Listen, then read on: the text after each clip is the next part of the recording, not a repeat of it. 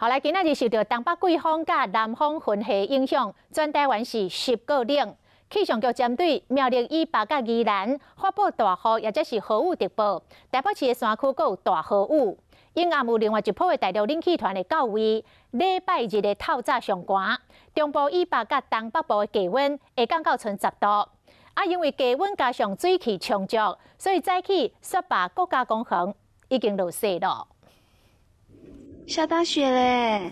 民众非常欢喜，看到咧落大雪啊！雪霸国家公园的369中，下早9点开始落入冬以来第一场雪。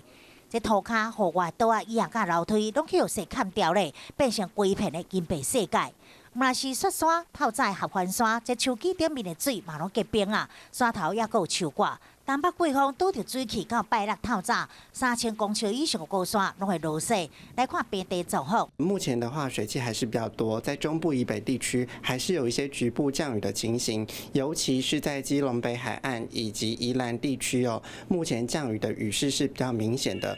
气象局针对台北市山区发布大豪雨特报，新北山区、基隆北海岸甲宜兰县嘛是豪雨特报，苗栗以北拢有大雨，暗时也阁有新一波的冷气团。从今天晚上开始哦，就是大陆冷气团的南下哦，所以逐渐的气温都会降低。那我们预估这一波冷气团影响最明显的时间点，大概会落在礼拜天的清晨。我们预估西半部以及东北部地区的低温大致上都在11到14度之间哦。那尤其一些比较空旷的区域，或者是在近山区海拔稍微高一点的地方哦，可能会有接近10度左右的低温。